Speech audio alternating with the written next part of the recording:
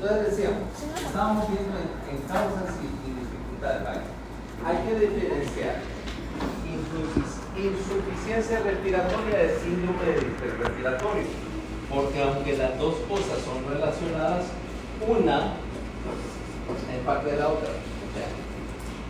Vos podés tener insuficiencia respiratoria sin que sea un síndrome de distrés. ¿Por qué? Porque un síndrome de distrés respiratorio, uno, es una cuestión aguda. Dos, es una manifestación de lesión donde se afecta la difusión. Pero yo puedo tener insuficiencia respiratoria. En primer lugar, veamos el caso número 1. Caso donde tengo hipoxia. ¿Va? Mira, hipoxia porque tengo pérdida, por ejemplo, del área de superficie del pulmón para intercambiar gases. Caso del EPOC, en particular de enfisemas. Enfermedad o sencillamente por enfermedad pulmonar intersticial crónica, o sea, neumopatía restrictiva, por ejemplo, asbesto, inhalantes, etcétera, donde el pulmón está fibroso y entonces sencillamente no se expande, no hay intercambio de gases. De ahí neumonía grave, atelectasia, pulmón colapsado, pulmón colapsado por cualquier razón. Hay hipoxemia. ¿Por qué hipoxemia? Porque ninguna de estas inicialmente te va a causar retención de CO2. De ahí, mira, cuando tenés hipercapnia más hipoxemia, igual a, aquí vamos a decir, varios, vamos a decir trastorno, vamos a decir obstrucción, vamos a tener pérdida de superficie, pérdida de superficie obstructiva, por ejemplo, en una neumonía. Si tenés una neumonía por corona de 85-90% del pulmón agarrado, obviamente. La otra cosa que les falta acá es aquí hipoxémica, aumento del Schultz, por ejemplo, cardiopatía congénita. ¿Okay? Básicamente es hipoxia porque la capacidad para eliminar CO2 se afecta menos, pero la capacidad para captar oxígeno está, porque la mayor parte de la sangre se está yendo por el Schultz, o sea, alteración de la superfusión puramente por cortocircuito. De ahí insuficiencia, esto, cuando tenés hipercapnia más hipoxemia, es igual a deterioro de la ventilación. O sea, para el paciente no está moviendo el tórax. Vía aérea obstruida, laringoespasmo, tumores, cualquier cosa trabando el paso del aire, debilidad o parálisis de músculos respiratorios, todo lesión cerebral, lesión medular. Yo no diría que esta causa parálisis respiratoria, lesión cerebral, excepto en última instancia, sobredosis, Landry-Guillain-Barré, poliomielitis, lesión de la pared torácica, obvio. Y solamente acá, mira, es lo que tenés dentro de las causas de insuficiencia respiratoria. Tenés esta cuando tenés afectación de la difusión. Aquí es que tiene síndrome de distrés respiratorio agudo del adulto, ¿va? Y dice acá edema del pulmón también, ¿no? Entonces fíjate que bien que solamente una categoría de las insuficiencias respiratorias abarca el distrés respiratorio. Es la más dramática si querés, ¿verdad? O la más difícil de explicar desde el punto de vista fisiopatológico versus las otras, porque obviamente obstrucción de la vía aérea no necesita explicación de ningún tipo para entenderlo, ¿va?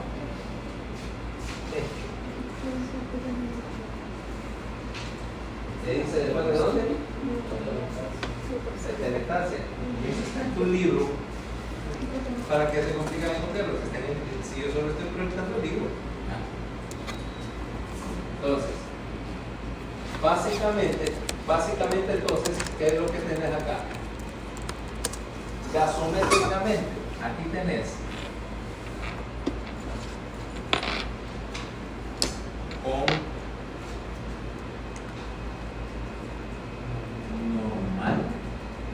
Usualmente, ¿va?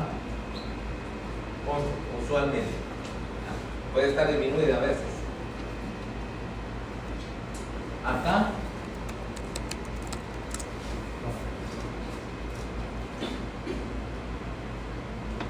Perdón. Y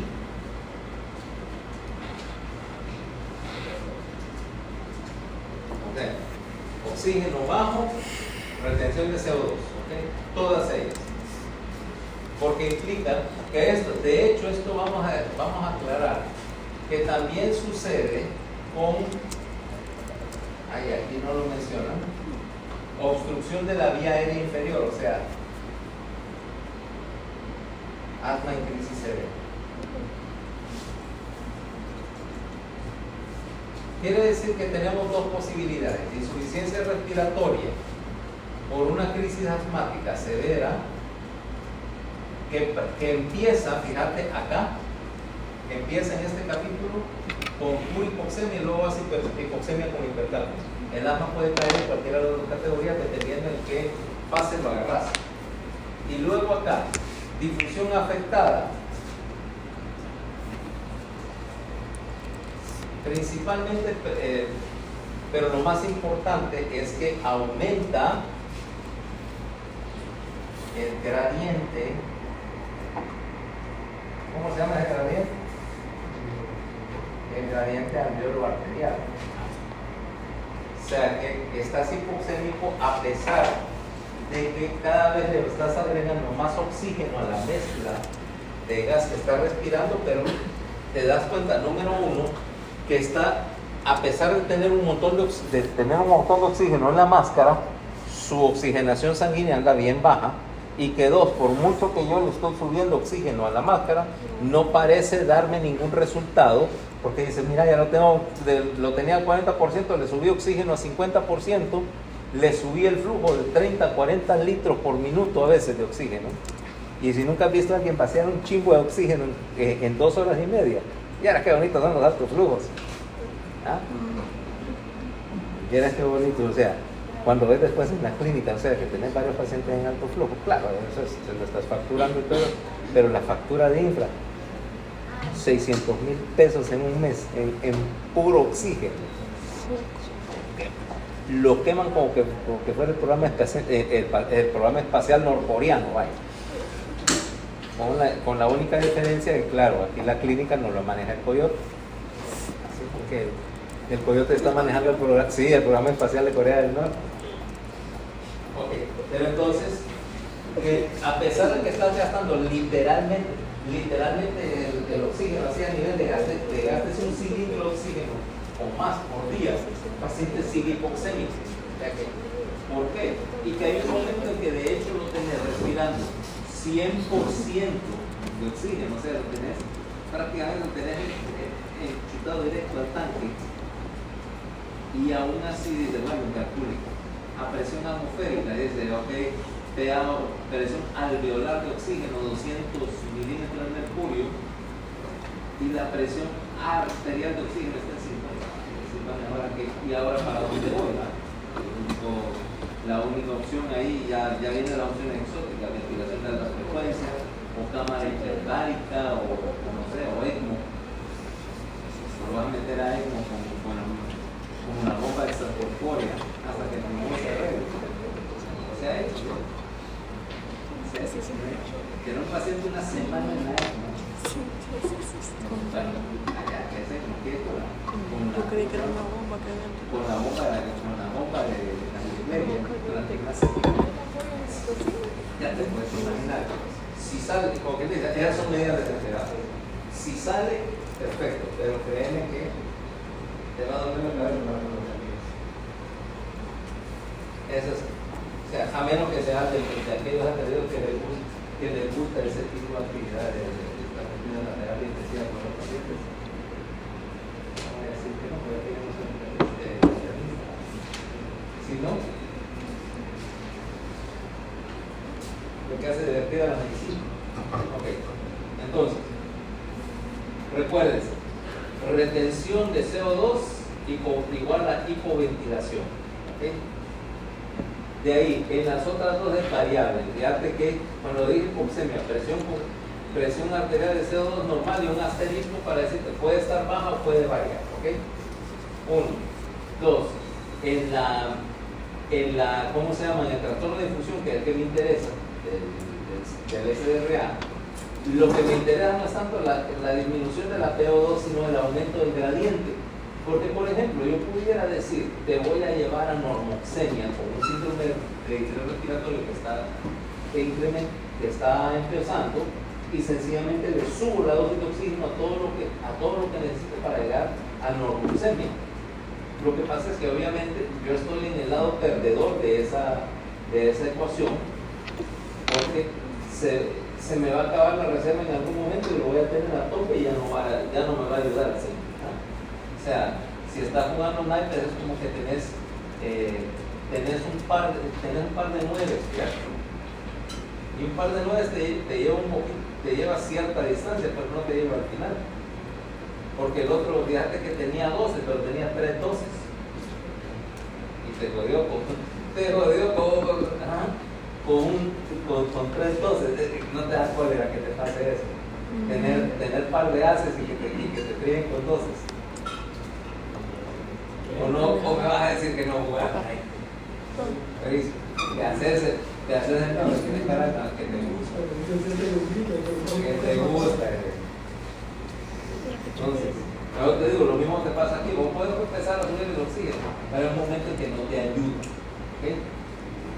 Entonces, ¿cómo vamos a verlo? Entonces, manifestaciones clínicas, dice, grados diversos de hipoxemia y hipercapnia, que es lo que acabamos de ver. El factor común, obviamente, es que tenés que tener hipoxemia, o sea, nadie pudiera concebir insuficiencia respiratoria sin hipoxemia. Porque si obviamente puedes mantener oxigenación normal, no estás en insuficiencia. Incluso no estás en insuficiencia respiratoria si yo te tengo como oxígeno, fíjate bien, te voy a poner 2 litros, 3 litros de oxígeno, una dosis ligera, moderada, para mejorarte la oxigenación, pero porque estabas saturando 93%, por ejemplo, 93%.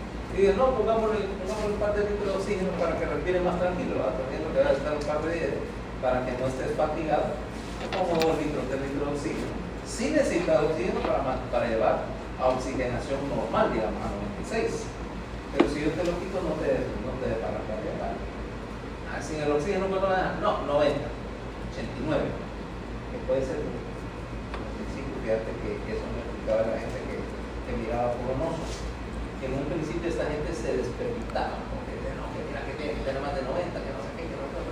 Que después se dieron cuenta que no había que ser tan estricto, ¿verdad? Que hay que ser permisivo. Ya se sabía, ya lo sabíamos con el CO2.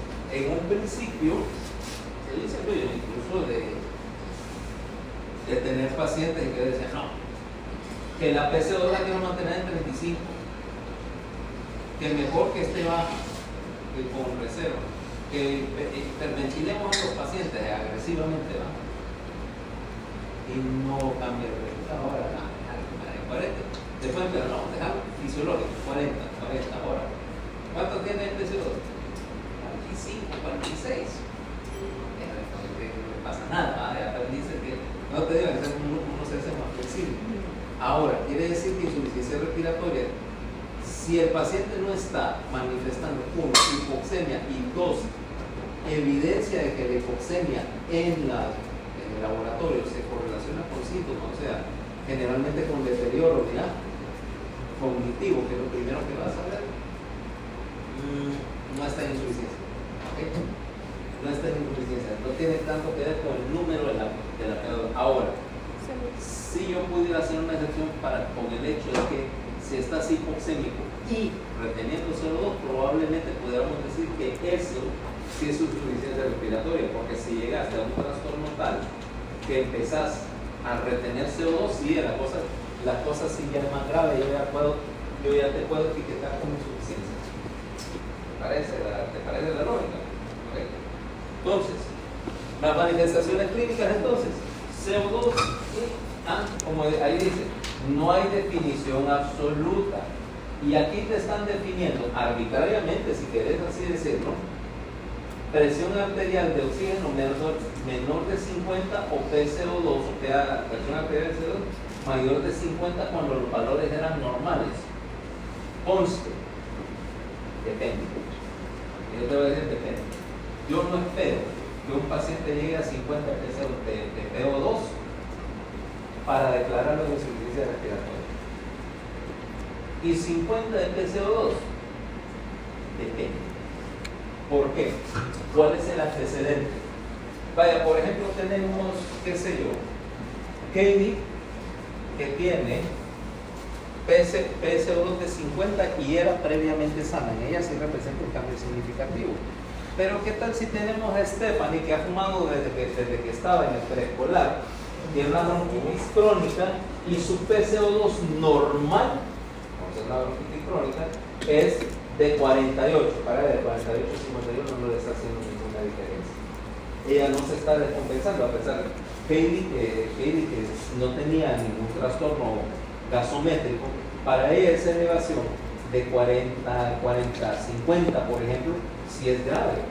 Para Stephanie solo representa un aumento pequeño y realmente no es muy diferente de su situación de base.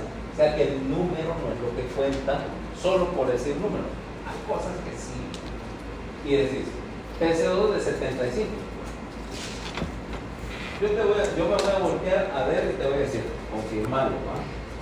Porque eso no, cuando vos tengas un número muy anormal, te lo tienes que confirmar, un cambio muy brusco, porque eso rebasa los límites de la credibilidad. Entonces, será confirmado. Ahora, si lo confirman, obviamente que no, pues, ninguna persona puede tener PCO2 de 75 y no estar en insuficiencia respiratoria. Además, ya de por sí rebasa la credibilidad, porque decir cómo es que esta paciente está viva con 75, ¿va? Entonces, te lo confirmamos.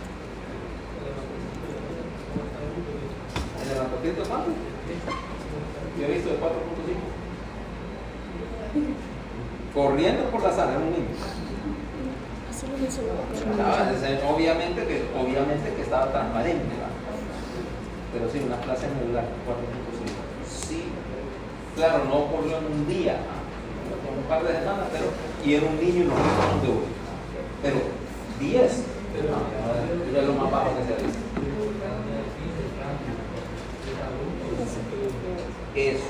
Eso sí, por eso te decía la importancia de saber cuál era el valor previo o el trasfondo.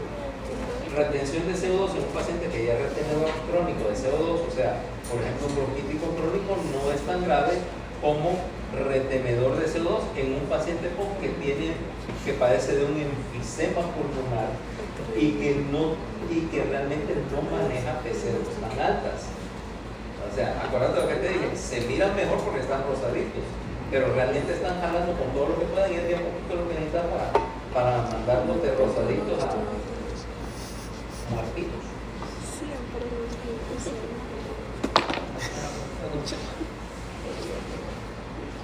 Ok, entonces, a muertitos. Entonces, ahí como te digo, depende. Y por supuesto, tener que ver que estos son valores, entonces son valores generales. Lo que te interesa es también ver que esa hipoxemia, por ejemplo, decíamos en el caso hipotético aquí de Estefan, que tiene 40 y pico, crónico, ella ya está compensada. Puede que se vea azul, ¿ah? Tenga los labios azules, pero ya se adaptó. O sea que no es lo mismo que Katie, que en unas horas, y entonces Katie tiene trastorno de conciencia. Está taquicárdica, ¿okay? Probablemente está hipertensa, y aunque las dos tienen igual posibilidad de desarrollar arritmias cardíacas, es más probable que una arritmia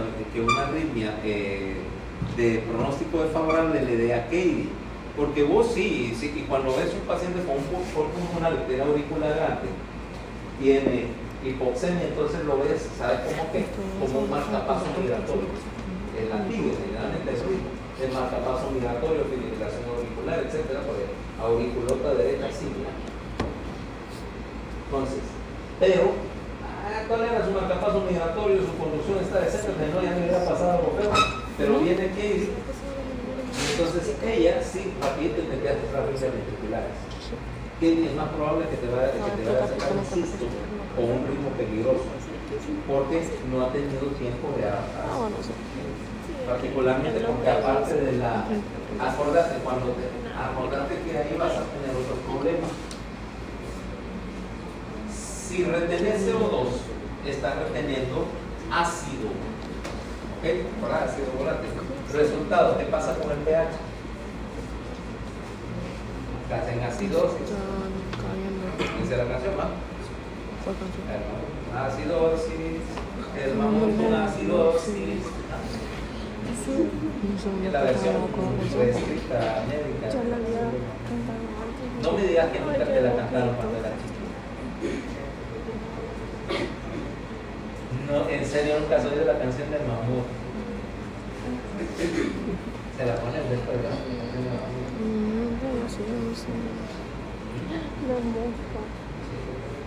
Sí,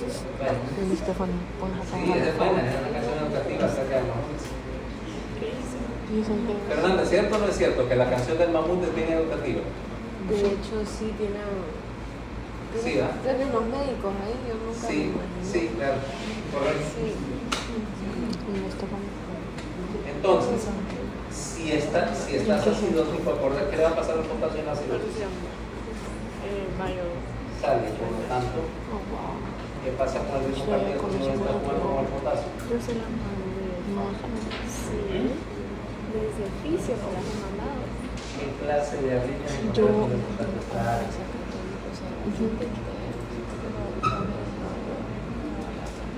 Porque esa es la próxima. Esa es la clase de cosas que vos tenés que saber.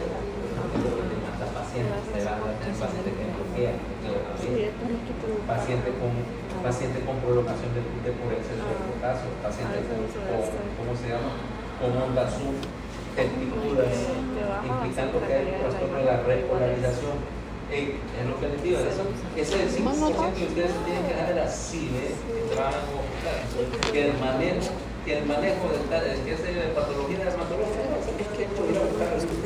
estas babosadas cuando te ocurren a las 3 de la mañana y te agarran, porque tienes inmediatamente con los pantalones abajo, porque este momento va a ser casualmente el momento en que te estás sentando en el baño y suena la alarma en la estación de enfermería y yendo a ver qué es lo que está pasando en el monitor. Preguntarle a cualquiera, no solo preguntarle a todos nos ha pasado.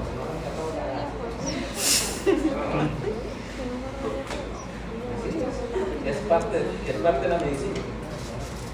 De la verdad. Okay. No, Grey's Anatomy. Yo te digo, si tu visión de la medicina es Grey's Anatomy, no. En todo caso, el único programa de televisión que yo diría era que te llamaba Scrubs. Ese es más creíble, ¿verdad? Sí, que eran unos internos que eran una sola payasada, así súper bien, unos internos eran una sola payasada. De 2000, nada. Sí, esa clase de cosas, ustedes de Grey's Anatomy andan bien equivocados. He visto peores, ya lo vi, he visto cosas peores de nadie.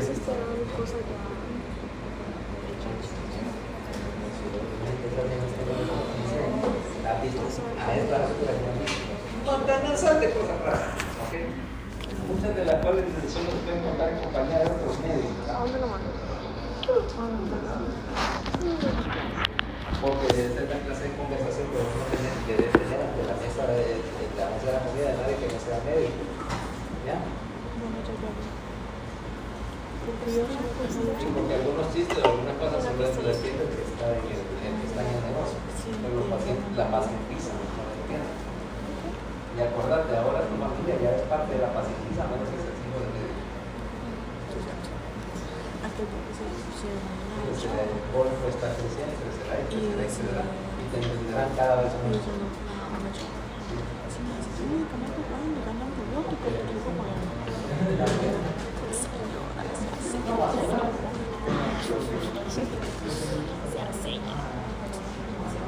No, es más, o que vos estás diciendo algo y que estás utilizando alguna palabra que, ¿cómo se mal. Ayer estábamos hablando con mi hermana porque sale la noticia esa del uso de fentanilo, del abuso de fentanilo, ¿no? Y yo así, pero queriendo dar cara, pero no sé, está en médico, ¿verdad? Porque obviamente no se sabía la farmacodinámica del fentanilo, ¿verdad? Pero estábamos mi esposa y yo, y yo, sí. Dice que un problema de conseguir el fentanilo, ¿será que? Usted conoce frascos a ver, en la farmacia de la clínica, pero lo utilizo, ¿verdad? Para anestesia y para cuidados intensivos, ahí los frascos de fentanilo. No, porque es barato, es más barato que la morfina, técnico, por supuesto, y porque ya no tenía todo el concepto de receta contemplada, a veces, y ya digo, pero no lo hago, y es cierto, es ingeniero agrónomo, no veterinario, entonces sí, no,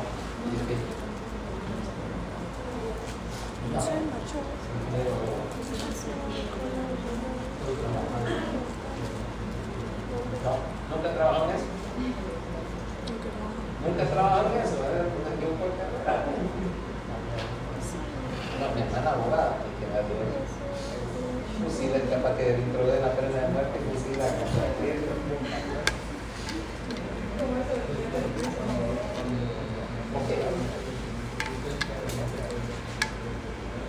Claro que sí, porque estás aumentando el pedido vulnerable cuando tú dices tu brazo. Acordate, vos no querés nada que te induzca más arriba. Entonces, como decíamos, causa importante: hipertensión, taquicardia, taquipnea, si el paciente está y trastorno de la conciencia. De todos ellos, trastorno de la conciencia. Ese es el que tiene que llamarles la atención. ¿Okay? Luego, si vos estás haciendo acidosis prolongada, acordate que esa acidosis, aparte de afectarte el flujo de potasio, también te va a afectar las concentraciones de calcio. ¿Okay? Y entonces la contractilidad se baja. Cuando caes en esa fase que la hipoxemia te baja la contractilidad, y la contractilidad por lo tanto te baja el gasto cardíaco y la captación de oxígeno, te causa más hipoxemia, entonces empezás a caer en el círculo vicioso y vas para abajo, ¿va? Acordate, si vos dejas que la hipoxemia te prima la contractilidad, vas a tener problemas tratando de mantener estable ese paciente. ¿Okay? Luego, vámonos para cambiar un nombre, porque aquí ya no tiene nada interesante.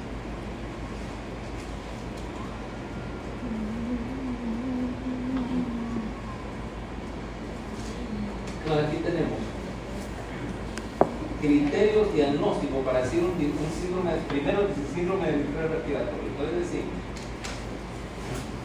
criterios de gravedad con oxigenación. Ahora voy a tener que recopiar acá, voy a estar borroso por todo el tiempo. Está borroso. No, mira. Veamos acá.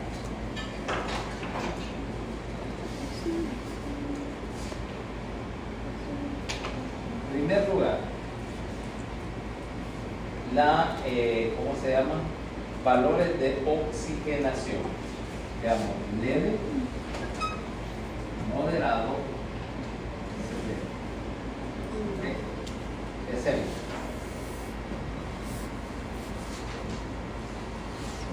Valores de esta relación, ¿verdad?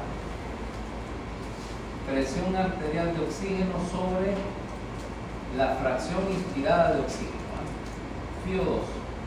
¿Okay? Fracción inspirada de oxígeno, o sea, por ejemplo, vos venís y decís presión arterial de oxígeno, por ejemplo. Veamos en el caso de Kevin, que ahorita está sano. Sí, o sea, después te voy a enfermar, no te preocupes. Tu presión arterial de oxígeno debe andar alrededor de 96, ¿va?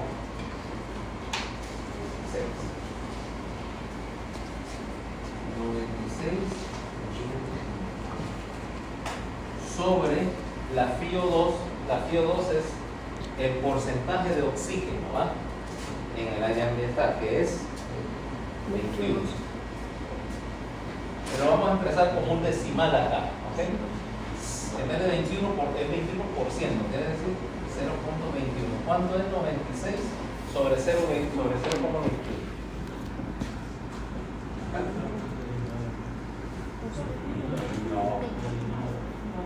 No, tiene que ser como 400. 457. ¿Cuánto? 455. ¿Ya? Ahora, fíjate, esto es lo que con un paciente sano tenemos la relación presión de oxígeno sobre fracción de oxígeno inspirada. Quiere decir, esta es una manera de expresar el mismo gradiente A, pero al revés. O sea, trabajando en sentido inverso. ¿Por qué? Porque imagínate, si esto es con FiO2 del punto 21, si la FiO2 fuera del 100%, o sea, del 1.00, quiere decir que tu fracción sería apenas de 96, ¿verdad? Porque necesitas todo este relajo de oxígeno para mantener normoxemia, ¿verdad? De 457 a 96. Entonces te damos los criterios de oxigenación. Leve, entre 200 y 300.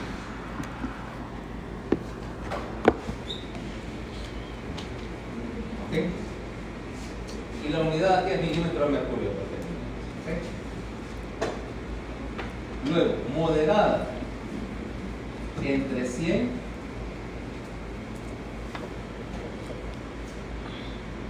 y 200. ¿Ya? Y acá, severo, menor de 100.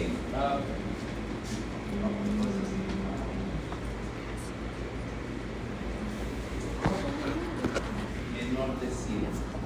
Por ejemplo, este caso es severo, porque fíjate que para mantener 96, está manteniendo 96, pero porque le tengo el oxígeno metido hasta el cero. Y la relación presión de oxígeno a fracción de oxígeno es apenas del 96, de 96, o sea, necesitas un gran gradiente.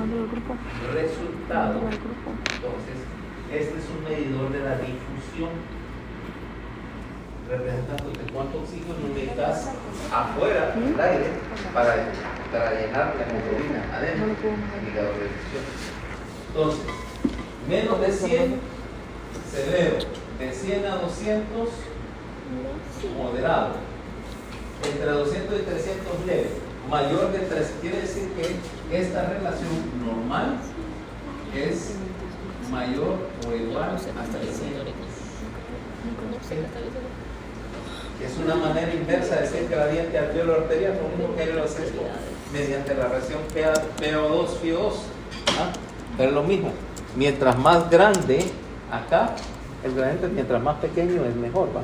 Aquí, como es el recíproco prácticamente, mientras más grande es la relación, mejor. ¿Okay? Y normal, o sea, 457, es muy difícil que pase de 457, ¿no?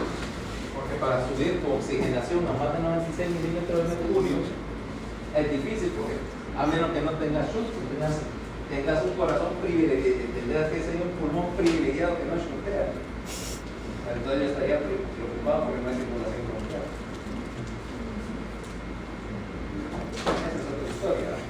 Pero ves que después del máximo es 457. O sea que todavía tienes un margen grande entre 300 y 457 para decir que todavía estás en el rango normal de la difusión. Fíjate si dice, no, que la difusión tenemos una neumonía y saco el cálculo y tu difusión es de 315. Rango normal, no está en insuficiencia. Todavía aguanta. Entonces tratamos de hacer un análisis de ADN. Si tenés que identificar a que el grupo de crematorio no tenemos nada, si no tenemos nada. Si no, ahí sí tenemos.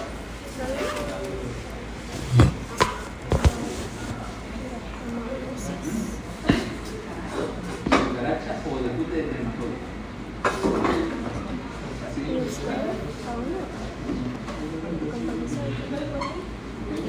Sí, no, sabes que es un punto de crematorio. Sabes que es uno de esos lindos pájaros que ganan nuestro cielo dando vueltas en círculo de vez en cuando.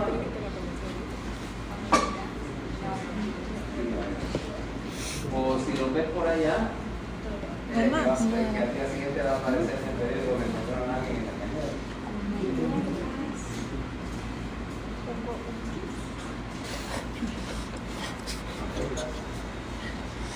Inicio menor de una semana desde el inicio de ¿cómo se llama? Del inicio o del empeoramiento. Si tiene más de una semana ya no es insuficiencia, ya no es síndrome de estrés respiratorio agudo, ¿okay? Ya es insuficiencia respiratoria crónica y ese es otro capítulo que no vamos a tocar hoy. ¿Okay? De ahí el aspecto, la Pero que se está moviendo.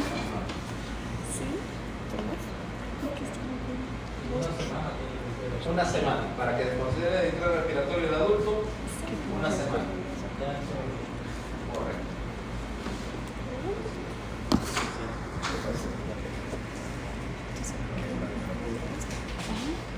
Y luego, la radiología que tengas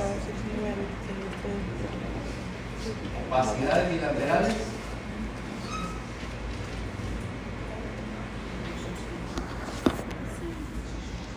que representen edema más ya cualquiera de los infiltrados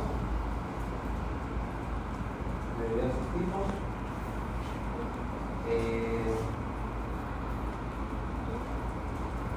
más infiltrados de diversos tipos y que no sea por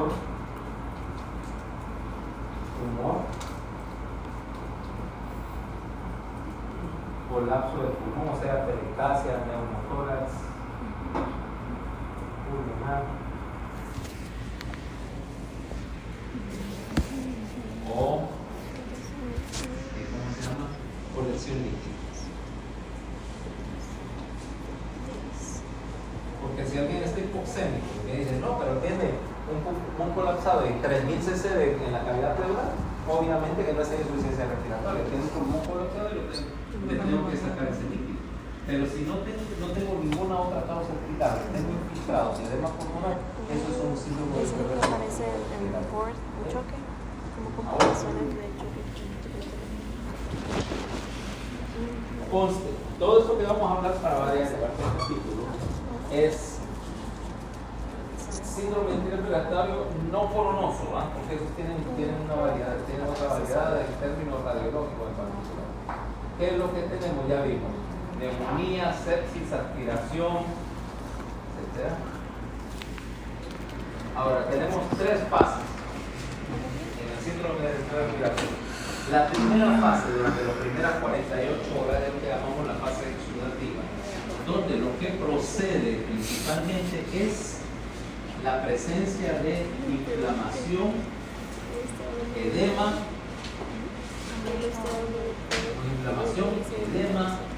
depósito de líquidos en las cavidades del alveolo, etc. Que luego es sustituido por esta segunda fase, que era lo que decíamos que le daba el nombre del diagnóstico antes, membrana hialina, o sea, el depósito de proteína cubriendo, forrando el alveolo y que te bloquea la ejecución. Esta proteína era una mezcla de componentes de la respuesta inflamatoria más fibrina. ¿Okay? Pasado de la semana más o menos, entonces tenés una fase proliferativa donde lo primero que vas a ver es una respuesta inflamatoria que te abarca el intersticio. No tenés tanto un alveolo inundado, pero sí tenés un intersticio inflamado y un pulmón pequeño, entre un poco de restricción y bastante por inflamación. Y pasado, fíjate, la segunda semana, es que ya empezás a ver que hace una cicatriz fibrosa, entonces tenés fibrosis en el intestino pulmonar. O sea que si sobrevivís a un intento respiratorio del adulto, corres la probabilidad de terminar con un pulmón fibrosado y una patología crónica, ¿okay? Que es obviamente secuela de parte de él.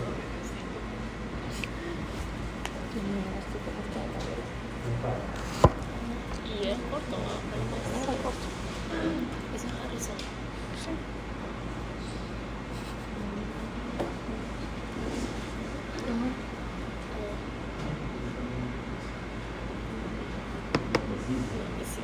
y la dieta no está completa. Siéntanse libre de agregar más.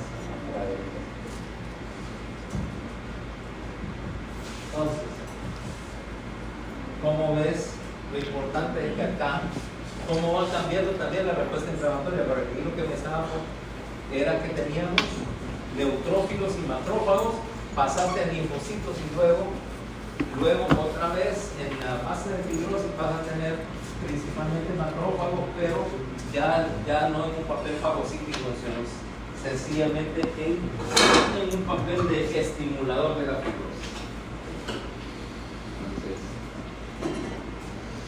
Entonces, esto ya lo habíamos hablado, ¿eh? Aquí tenés lo que te digo, mira la opacidad, ver cómo es el pulmón. Vamos a ver si puedo mejor cambiar el brillo.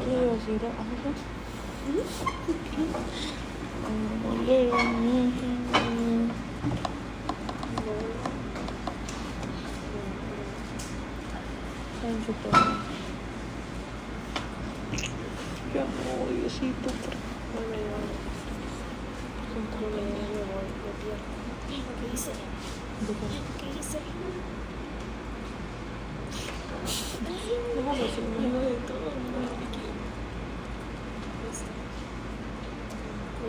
Ahí.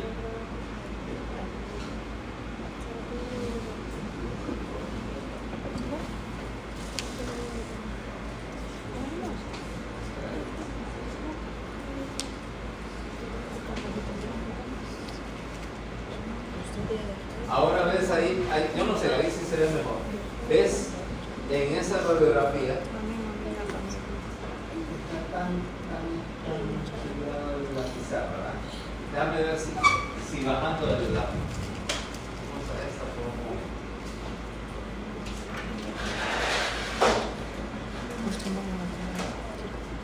LNM casi, ¿verdad? Ay, es cierto. Entonces, para explicar, mira, esto es lo que quiero que veas. ¿Ves cómo la densidad del pulmón está aumentada? Es como un infiltrado acá, todo el pulmón está agarrado por un infiltrado así difuso, con un montón de nodulitos como algodonoso. Mira que hacia la base es más notable. Mira el patrón, mira cómo la redistribución del flujo, porque como tenés alteración en la ventilación, perfusión, como en la trama de vasos se va para arriba también, ¿ok? Vasos truqueados. Y cómo ves que en general un pulmón que debería verse claro ahora, mira, opacidades difusas, pero no en ningún nódulo, no es en una neumonía lobar, es todo un lóbulo consolidado, no es un tumor, no hay colapso. ¿Ves? Estos angulitos, los ángulos postos cardiofrénicos, están libres, o sea que no hay colección en la pleura, está el líquido recolectado acá. Entonces, ese es tu típico patrón de opacidad. Y ahí todavía es temprano, después vas a ver que hay líneas y fibrosis y un patrón como de panal de abeja cuando haga fibrosis. Pero ahorita lo que me interesa es que vean, pues, eso es lo que te dicen cuando dicen un síndrome de opacidades bilaterales que se parecen, mira. Ahí el diagnóstico diferencial o con lo que se confunde es con el edema de pulmón de un fallo ventricular izquierdo. Por ejemplo, el infarto PI3 te da un patrón muy parecido. Hay unos detallitos, pero lo primero que tenés que pensar ahí, si el paciente está taquipléjico o está infartado o tiene un distrés respiratorio. Obviamente es trabajo tuyo de diferenciarlo. Ahí es que viene la idea de hacer un electrocardiograma, hacer troponina, hacer todo esto para determinar. Mira qué es lo que pasa. En el lado izquierdo, eso es normal, ¿ya? Tenés otra vez surfactante acá, el saco aéreo alveolar, neumocito tipo 2, fabricante de surfactante, unos cuantos macrófagos, y el neumocito intercambiador de gas, que es el tipo 1. En el lado derecho, mira qué es lo que pasa. Perdiste el epitelio, se está desprendiendo, no hay surfactante, las células tipo 1 se están muriendo y el alveolo se llenó de líquido, ¿verdad? Como parte de una reacción inflamatoria que atrajo leucotrienos y demás citoquinas, activa el macrófago, y empieza a soltar estas lindas sustancias, TNF-alfa, que no te va a ayudar en nada. Sí, ya me acordé de esto. Esa va a usar, el sol te va a meter en problemas. ¿Ok? Fibrina, que es lo que forma la dichosa membrana hialina, es fibrina, y restos celulares. Y de ahí, IL6, que aumenta la producción de linfocitos y de leuquinas, y L8. Y mira, el intersticio se hinchó, atrajo neutrófilos y ahora está rompiendo las paredes con proteasas, incluyendo tripsina. Resultado, después de esto vas a terminar rompiendo los tabiques alveolares, terminando con cavidades, cámaras más grandes y fibrosis. ¿Okay? Esto es, imagínate todo este relajo metido ahí en cada uno de los ángulos.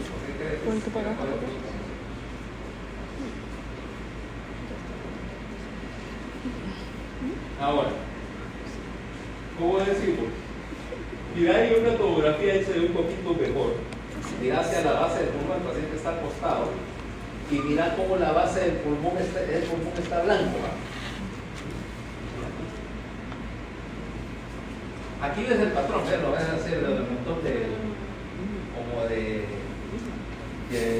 apanelado, como de panal de abeja, ¿va? Apanaleado. Y aquí mira, consolidación, pero todavía hay aire, claro, no es sólido, pero mira aquí como hay más densidad de líquido, más infiltración hacia la base, el paciente está acostado y por gravedad todo el macaneo se va para abajo. Este es el tronco principal, por ejemplo, en el caso del tronco derecho, izquierdo. Y eso de adelante, el duro frío y el serio inoxidable.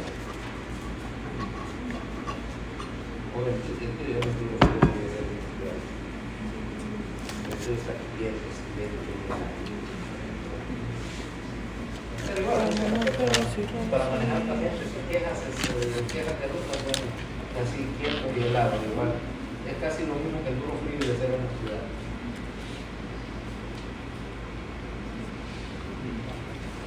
Entonces,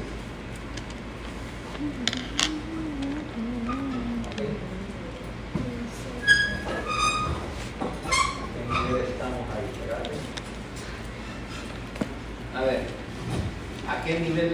Les creo que tienen en qué nivel estamos. ¿Dónde estamos? En San Pedro. ¿Qué vértebra es esa?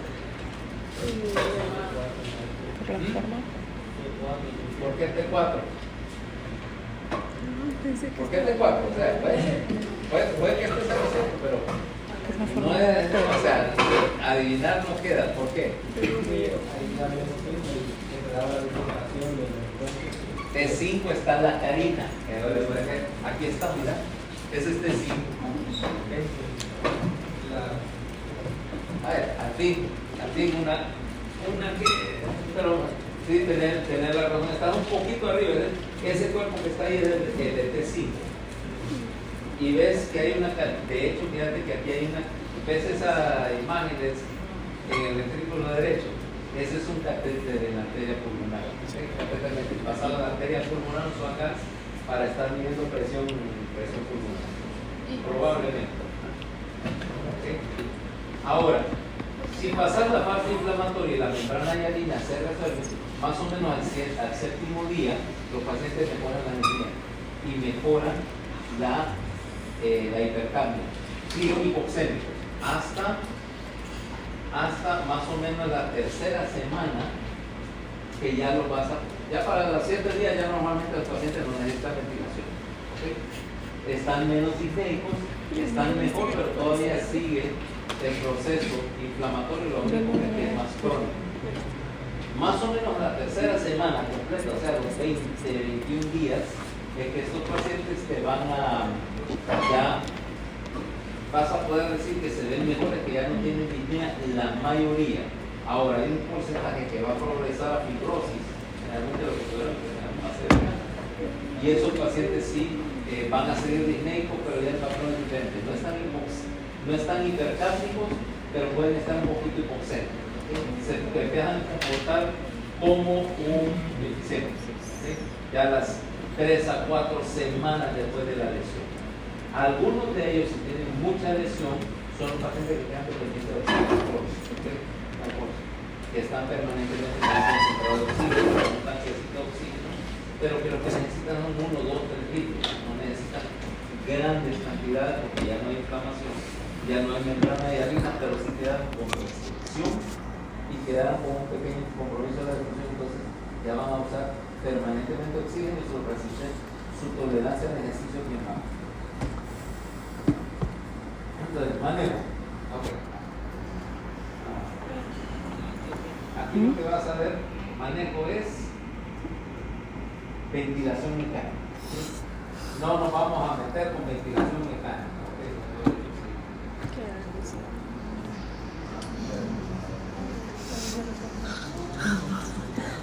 No nos vamos a meter a...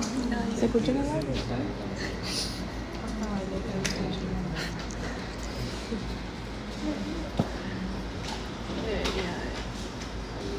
Tener cuidado con lo que digo.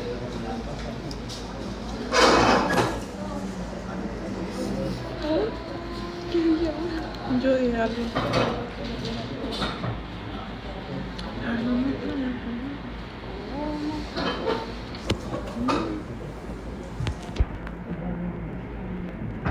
Ok, entonces, ¿qué es lo que va a hacer cuidado general? Ventilación mecánica. No nos vamos a meter a la idea de cómo vamos a programar ventiladores, no nos interesa, solo la idea que manejas.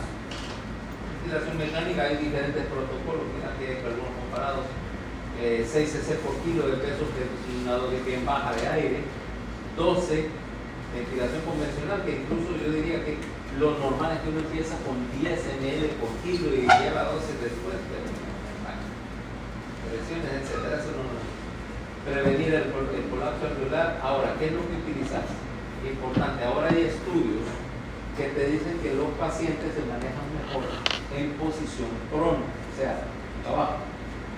Mejora el drenaje de secreciones, mejora la ventilación, reduce el trabajo respiratorio. Entonces ahora es costumbre que estos pacientes los van a pronar. Tanto estos como los de corona. Los de corona manejan boca abajo ahora. Obviamente que necesitas tener a alguien que sepa hacerlo porque tenemos pacientes intubados y boca abajo y es una situación potencialmente peligrosa. ¿Okay?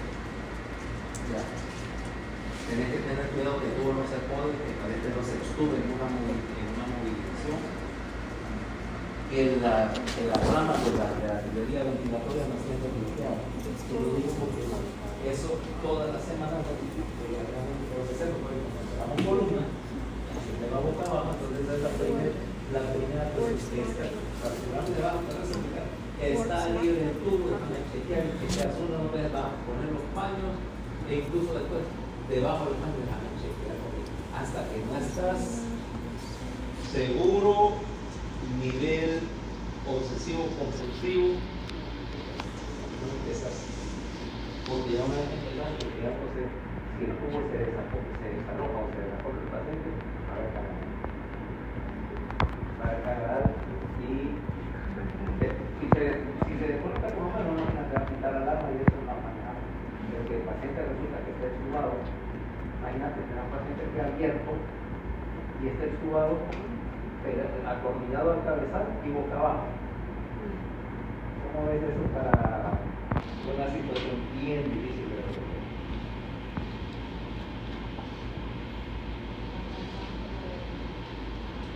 Voy a necesitar 2 a 3 minutos mínimos para cubrirlo y tal vez desacoplarlo o desacoplar el cabezal y darle vuelta entero.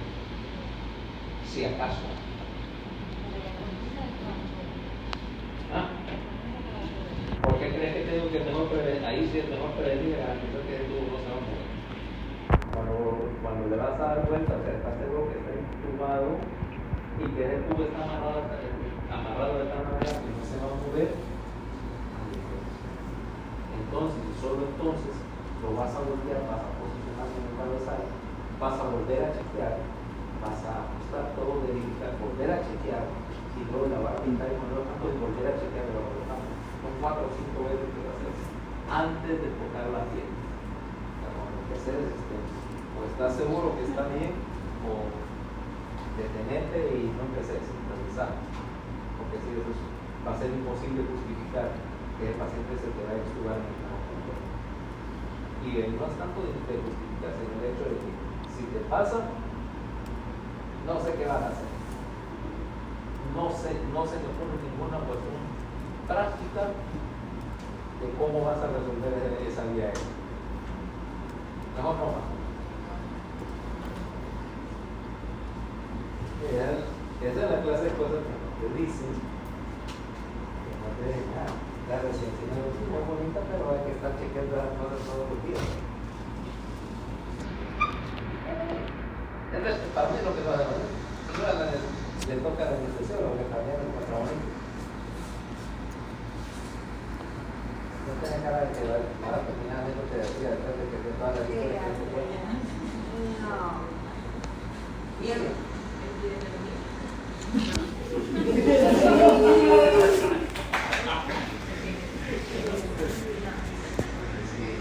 Sí, no, que lo peor que puede pasar es que se complica una incidencia.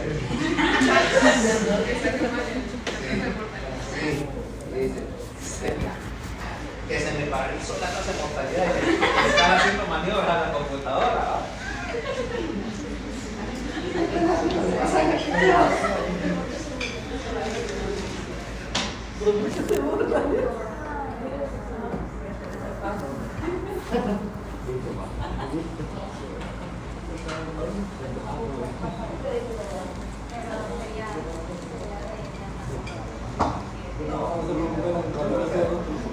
Es como veterinario, pero con chiquitos más chiquitos, ¿no? Mira, no sabes lo que estás diciendo, estamos hablando de que te vas a meter, después de estudiar medicina, a lidiar con una especie alienígena. Los neurones recién nacidos son de otro planeta, tienen una fisiología totalmente diferente. Son alienígenas, ya vas a ver. Te que pases el mismo año y que entonces vos venís y preguntan algo y pase el visite de esto y tal cosa. Y que tradicionalmente recién nacido la mejor pensada respuesta es sí, no, está bien, pero es que fíjate que recién nacido y te van a dar una salida por la tangente. Eso es universal con los porque algo es diferente en la microbiología, entonces todo lo que vos creías que se podía hacer no funciona aquí porque no sé qué, porque el recién nacido no ha hecho tal cosa, o ya hizo tal cosa, pero no terminaste. A pesar de todo, a mí me encanta terapia, pero claro, es el neonatólogo que tiene que dar el manejo médico, pero vamos a hablar las dos, lo mío es la mecanillada, la mecanillada, y aún así, son únicos terapeutas son fáciles de decir en todos los planos no toleran nada. Los recién nacidos no, o sea, si es necesario agarrar los eritrocitos y volverlos a jugar pasos con ellos, porque no aguantan la cara. Hiperintolerantes porque trabajan en los límites de la técnica. Entonces, no se puede. Si salga, lo entregas. Y si está empezando a sangrar, bueno, reponerle, si es necesario reponer a veces el doble del volumen sanguíneo. Ahora, el doble del volumen sanguíneo de ellos, una bolsa de sangre, sirve para recambiar el volumen sanguíneo a 2 niños. ¿Cuánto crees que el volumen sanguíneo de niño? 200 pueden hacerse en total, o sea, en todos los organismos. Y las pérdidas tolerables, dice 11 cc, a veces 12 cc es todo lo que te puedes sacar en la cirugía.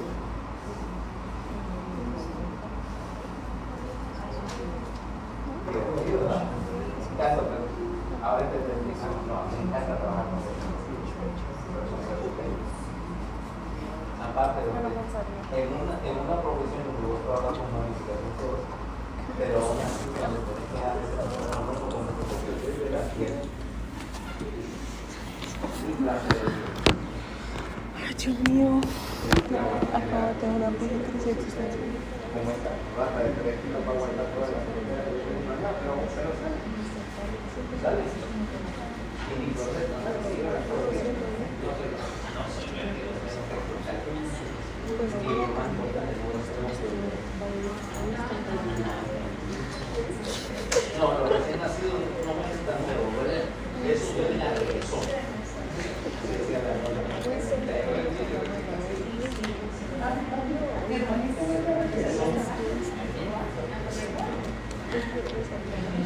¿Qué?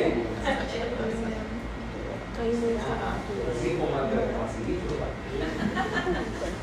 No maté, No, o sea,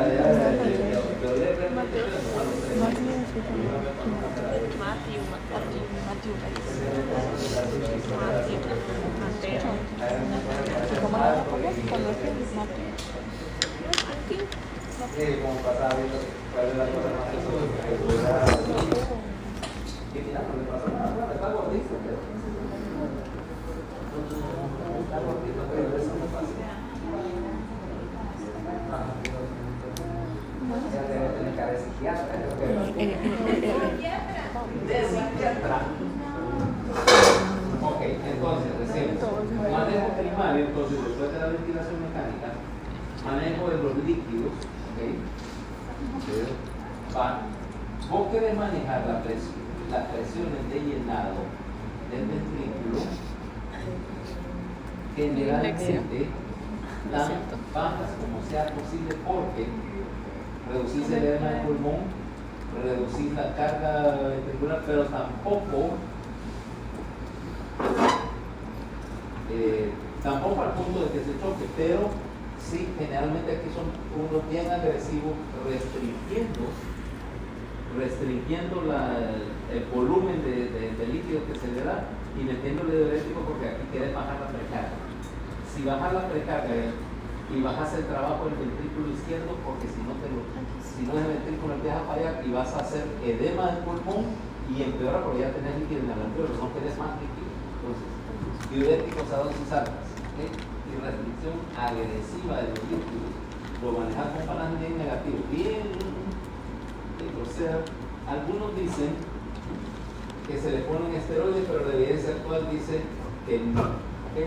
No se ha demostrado que da beneficio en meter esteroides a los pacientes con sistema respiratorio agudo. Vasodilatadores, no, los óxidos nítricos he estado probando, pero hasta ahorita no ha habido. Vamos a ver acá. Entonces, tipo de evidencia, ¿ves? Entonces, manejo. Ventilación mecánica, sí. ECMO para algunos casos, era lo que te decía, que el pulmón está tan jodido que ni con ventilador mecánica sale, entonces lo metes a oxigenación intracorporal con la máquina de la bomba, con la bomba cardiofrénica, para tener básicamente un pulmón externo. Eso le va a bloqueo neuromuscular no sirve, esteroides contraindicados, ¿okay? Reemplazo de surfactante no se ha demostrado, ¿okay? No está recomendado el ponerle surfactante. ¿Por qué? Porque ahora tenés, precisamente porque ahora tenés, ¿cómo se llama? Surfactante habiendo. Se usa en el sistema respiratorio de los recién nacidos, ¿okay? Que ahí sí, por cierto, la polita de surfactante es como $800. Pero, y aún así sale barato comparado con tener un montón de días en la UCI y los riesgos de tener un psicote de ventilación mecánica un montón de tiempo. Pero en adultos sí no se ha demostrado que. Entonces, ¿de qué se te pueden morir estos pacientes? Pues, factores de riesgo para morir. El principal es la edad. ¿Okay? Segundo, enfermedad crónica, en particular enfermedad hepática e inmunosupresión. ¿Okay? Y tercero,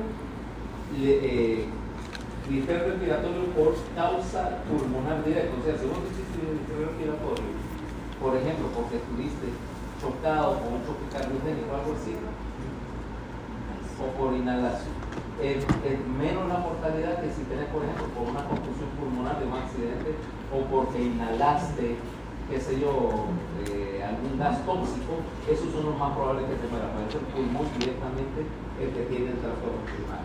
¿Okay? Mientras tanto, los pacientes de trauma, los pacientes quirúrgicos que me hacen gripeo respiratorio por una causa no pulmonar, por ejemplo, no sé, fueron intervenidos para una exumbilicación aguda postraumática. O sea, que le fuiste a quitar unos cuantos ombligos que le regalaron, ¿no? Pero en el abdomen. eso les va mejor, ¿no? O, no sé, vine yo y le hice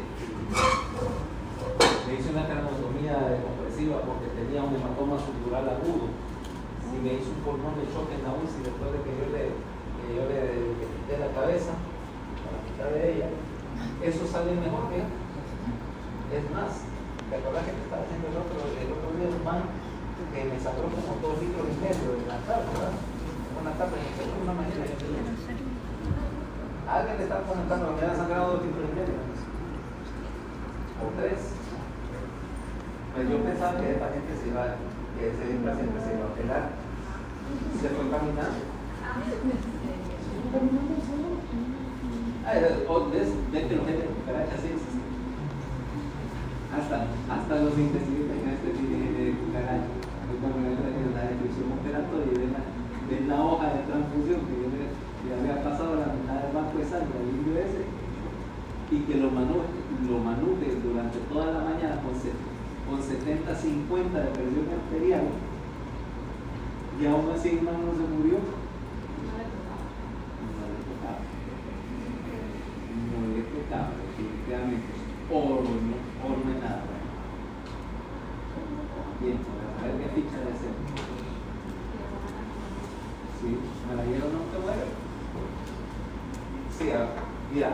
Vos venías capaz que te cae qué sé yo, una lente en la cabeza, te hace una herida, te infectas y te mandas la calidad de tensión.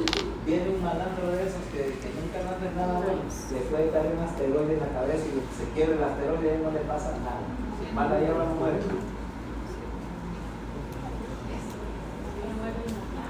Sí. Ajá, sí.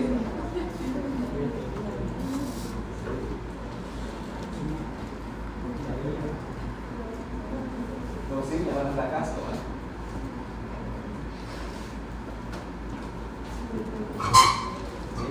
Entonces, sin embargo, el parámetro, la enfermedad en sí, o sea, decir, el respiratorio, una vez instalado, si es leve, moderado, grave, no tiene importancia. O sea, todos tienen más o menos. Es cierto, hay un aumento de la mortalidad mientras más grave sea, pero no hay parámetros que te correlacionen. Que tanto porcentaje se va a morir si son leves o moderados o graves. Solo sabes que tienden a. ¿Okay? Tienden a. Entonces, vale. Pues aquí terminamos la parte de lo que entra para el cuerpo. O sea, esa parte de los temas, para aquellos que no les ha quedado claro. Choque, fisiología respiratoria, asma bronquial, EPOC e insuficiencia respiratoria. ¿No vale? Hasta hoy. Sí. Entonces, mañana, a clase, ¿por qué te digas que te ibas a salvar?